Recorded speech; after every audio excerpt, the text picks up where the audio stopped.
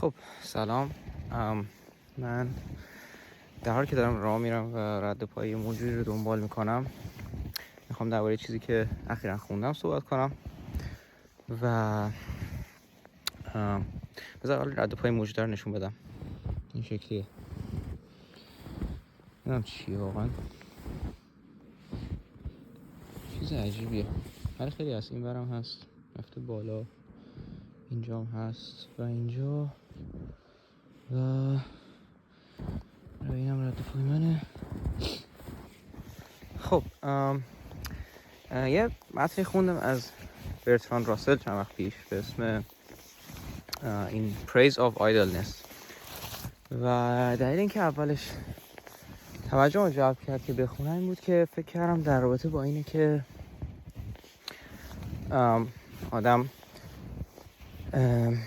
اگه یه تایمایی حوصله‌اش سر بره و مثلا به با افکار خودش تنها شه اینا خوبه و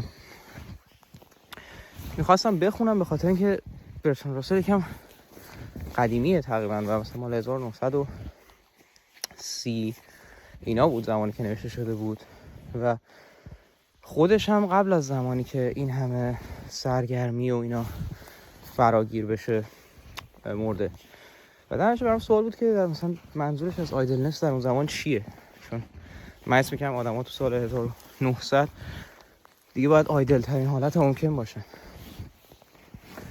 و به این دلیل خوندم، ولی خب در رابطه با این نبود، ولی همچنان چیز جالبی بود و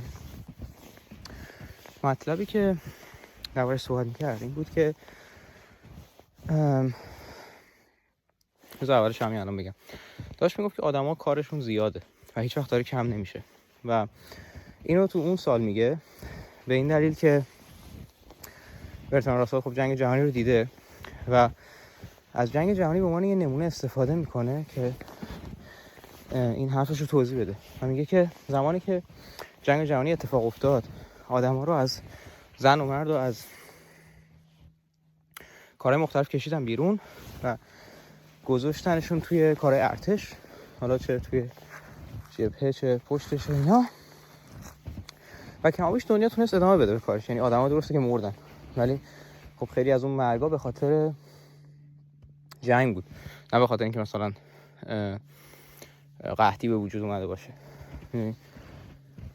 و در کل خب آدما بالاخره یه مقداری هم قناعت کردن من که زنده مونن در اون شرایط، ولی تونستن بگذرن از اون شرایط. من بیام پشت این درخت وایسم، خوشگله. و داشت میگفتش که آره این کارو کردن و ساعت کاری رو کم کردن، آدما زنده موندن، ولی بعد از اینکه جنگ تموم شد دوباره همه چی برگشت به سر حالت قبلی خودش. 40 ساعت در هفته کار کنیم و حالا خیلی از کشورها مثل شوروی در اون زمان این اصلا براشون یه ارزش بوده و از بچگی به آدم‌ها یاد میدن که آره کار کردن خیلی چیز مهمیه. خب و خب منطقی هم هست، با اینکه توی اون کشورها همه باید کار کنن که همه بتونن غذا بخورن و زندگی این شکلیه که اگه یه نفر بخواد کار نکنه به بقیه آسیب میزنه. در نتیجه از بچگی یاد میدن بهشون و کار هم یه ارزشه، هم میزانش زیاده، هم هیچ وقت کم نمیشه و داره اینو بررسی میکنه که چرا اگر اون زمان میشد با مدیریت بهتر منابع و یه کمی کم مصرف تر بودن آدم‌ها کمتر کار بکنن، یعنی یک سری آدم‌ها از چرخه عادی اقتصاد خارج شدن و دارن همچنان زندگیشون رو میکنن، آدم‌ها چرا این ادامه پیدا نکرده. و منظورش از آیدلنس اینه دقیقاً. منظورش اینه که چرا آدم‌ها رو به صورت پیش‌فرض میذارن سر یه چیزی و کلی از وقتشون رو میگیرن در حالی که میتونن ولشون کنن. و یکی از چیزایی که میگه اینه که مثلا حرف که میزنه اینه که توی اقتصاد هدف فقط این نیست که صرفاً نیازها رو برآورده بکنیم. مثلا ممکنه که یه نفر یه شرکتی داره، یه محصولی داره تولید میکنه و یه اختراع اتفاق میفته که اون محصول کلی تولیدش بیشتر میشه، یعنی با کار کمتر میشه تولید بیشتر داشت. حالا میشه بخشی از کار اتوماتیک انجام داد یا مساله بهتر هست یا هر چیز اینطوری. اما اتفاقی میفته اینه که حالا خودمون هم دیدیم توی این شرایط اینجوری نیست که یهو کارمندای اون شرکت کارشون کمتر بشه. یا کارمندا کمتر میشن و بقیه با همون میزان کار میکنن و بقیه باید برای کار دیگه پیدا بکنن، یا اینکه اون شرکت میاد از اون ابزارش استفاده میکنه و انقدر از اون چیز تولید میکنه که بقیه رو بتونه شکست بده. یعنی با ارزون کردن اون محصول به بقیه آسیب میزنه. و پس این الگویی هم هست که خیلی جا میبینیم. یعنی توی چیزهای دیگه هم حالا مثلا خیلی از شرکت ها میان با برنامه‌نویسی یه سری کارهای رو اتومات میکنن، ولی در نهایت باعث نمیشه که اون کارهایی که اتومات شده نیاز به یه سری چاله های خیلی عمیق داره که زیر برفه، باعث نمیشه که اون آدما کارشون کمتر بشه. اتفاقی که میفته اینه که باعث میشه که شرکت های دیگه آسیب ببینن و یه سری از آدما کارشون رو از دست بدن. و یه بخش زیادی از متن نوشته درباره اینه که حالا یه بخش دیگه ایش اینه که درباره اینه که خب چرا اصلا خوبه که آدما بیکار باشن.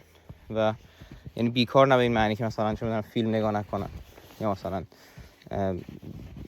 چی میگن سرگرمی و دیسترکشن و اینا وجود نداشته باشه، به این معنی که چرا بهشون انقدر کار میدیم. یعنی 40 ساعت در هفته باید بشینن کار کنن و کارشون تحت هیچ شرایطی کم نمیشه، حتی اگه بتونن بهره وریشون رو ببرن بالاتر.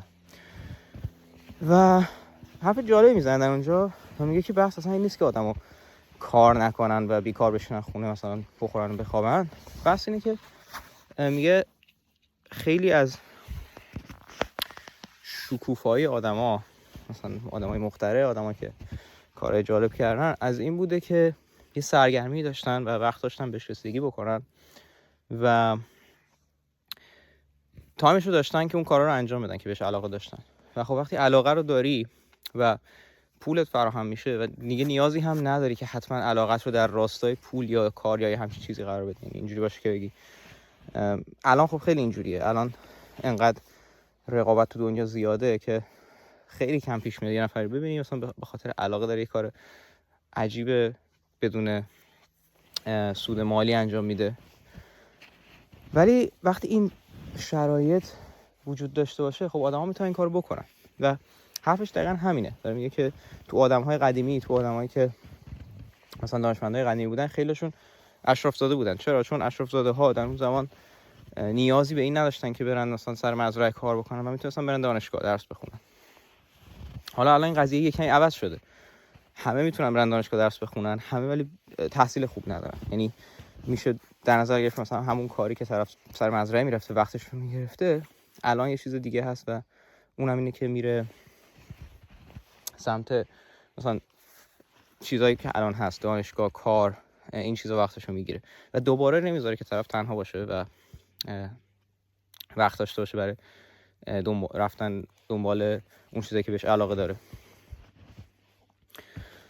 و خیلی چیز جالبیه، حدوداً یه 20 صفحه است و من خوشم آمد. این ایده رو ندیده بودم. احتمالاً یه سری اقتصاددانای دیگه هم هستن که این ایده رو دارن. قطعاً با یه ذره عجیبه، میدونی آدم یه ذره فکر میکنه که خب چرا اگر ما میتونیم کلی تولید داشته باشیم و کلی پولدار باشیم این کارو نکنیم. ولی خب از اون برم قضیه اینه که هدف این همه پول چیه؟ یعنی الان آدما انقدر دارن که دیگه مثلا آدما دارن همشون به صورت پیش‌فرض به تحصیل دست پیدا میکنن، میتونن زندگی کنن. چرا همچنان انقدر فشار هست برای اینکه میزان ساعت کاری یکسان بمونه؟ میشه اینو کمترش کرد.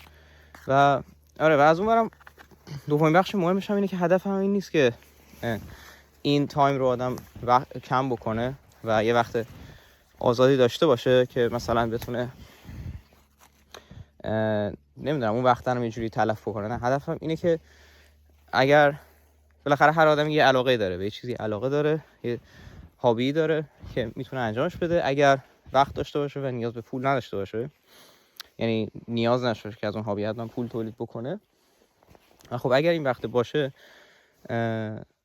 هدفی نیست که مثلا آدم چه میدونم کار نکنه، بگه من 30 ساعت کار میکنم و 10 ساعت بعدیشو بشینه سریال نگاه بکنه و این چیزای دیگه ای که مثلا آدم بازی بکنه، مثلا ویدیو گیم بازی بکنه، چیزایی که از توش تقریبا چیزی در نمیاد. خب اونها خوبه، ولی قضیه اینه که اگر این امکان بود که آدم مقداری کارش کمتر باشه، خیلی آپشن جالبی میشد. یعنی خیلی ها میتونستن به علایقشون بپردازن و قطعا هم قضیه نیستش که اگه همه به علایقشون بپردازن همه در حال مثلا دنیا گل و بلبل بشه، همه شاعر و نویسنده و فلان و اینا میشن. اتفاقی که میفته اینه که ولی شانسمون میره بالاتر و آدم‌ها ایده‌های اورجینال بیشتری دارن. آدم‌ها ایده‌هایی دارن که به خاطر خود اون ایده روش وقت میذارن، نه به خاطر اینکه مثلا نیاز به پولش دارن و نیاز دارن که یه جوری این رو مثلا به صورت صادقانه جلوه بدن و نمیگن که من به خاطر پولش دارم این کارو میکنم، ولی خب واقعا دارم به خاطر پولش این کارو میکنم. آره خلاصه که